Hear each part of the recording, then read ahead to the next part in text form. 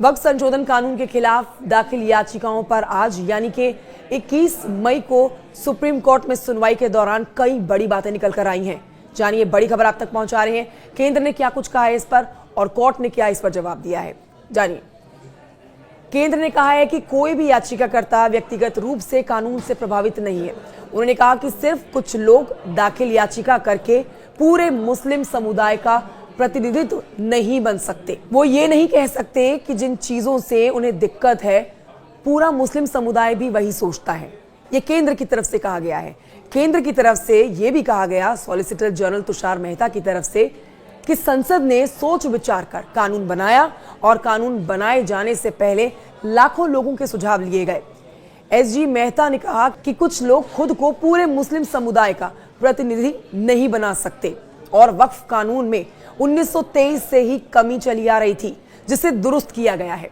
आपको बता देते हैं कि कल यानी कि मंगलवार को भी इस मामले में सुनवाई हुई थी, जिसमें याचिकाकर्ताओं की ओर से सीनियर एडवोकेट कपिल सिब्बल, अभिषेक मनु सिंघवी और राजीव धवन ने दलील दी थी।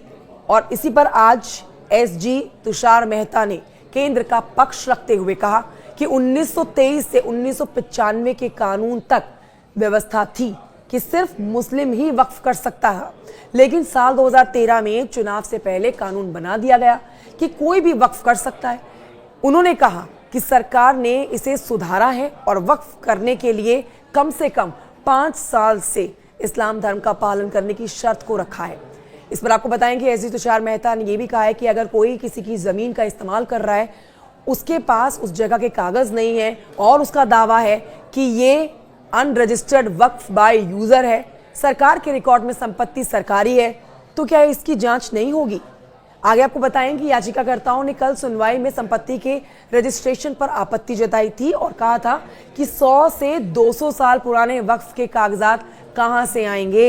एसजी तुषार मेहता की दलील पर मुख्य न्यायाधीश भूषण रामकृष्ण गवई ने कहा, लेकिन याचिकाकर्ताओं का कहना है कि सरकार खुद ही अपने दावे की जांच करेगी। तुषार मेहता ने कहा कि भू राजस्व रिकॉर्ड की जांच रेवेन्यू अधिकारी करेंगे, वो कोई अंतिम स्वामित्व नहीं तय कर देंगे।